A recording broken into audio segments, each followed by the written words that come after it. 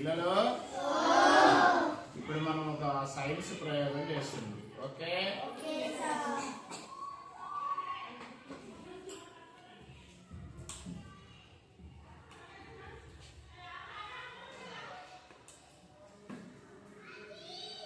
ఇప్పుడు ఈ బెలూన్ ఇట్లా లేచి నిలబడాలి.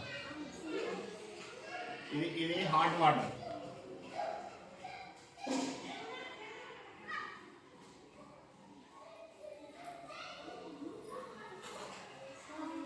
లేచి నిలబడిందా? ఇప్పుడు ఇది కూల్ వాటర్. ఎందుకు పోయిందా? మళ్ళీ హాట్ వాటర్.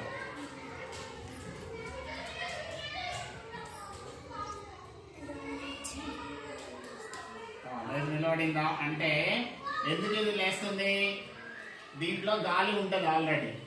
అది ఈ హాట్ వాటర్ లో పెట్టేసరికి లోపల ఉన్న గాలి హీట్ అయ్యి అది పైకి పోతుంది. గాలి హీట్ అయినప్పుడు పైకి పోతుంది.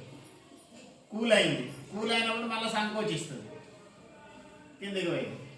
ఇగో హాట్ వాటర్ లో పెట్టగానే మళ్ళీ వ్యాకోచిస్తుంది, ఇట్లా స్ప్రెడ్ అవుతుంది. స్ప్రెడ్ అయినప్పుడు పైకి పోతుంది అనమాట. ఆ గాలి పైకి పోయినప్పుడు ఇది పైకి లేస్తుంది. ఇగో డౌన్. ఇగో ఓం భీం పడక్, ఓం భీం పడక్. మళ్ళీ కిందకి. ఇగో లేస్తుందా?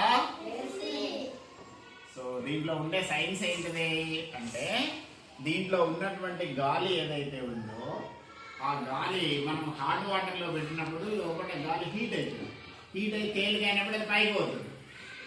మళ్ళీ దీంట్లో పెట్టగానే ఏమవుతుంది? చల్లబడిపోతుంది.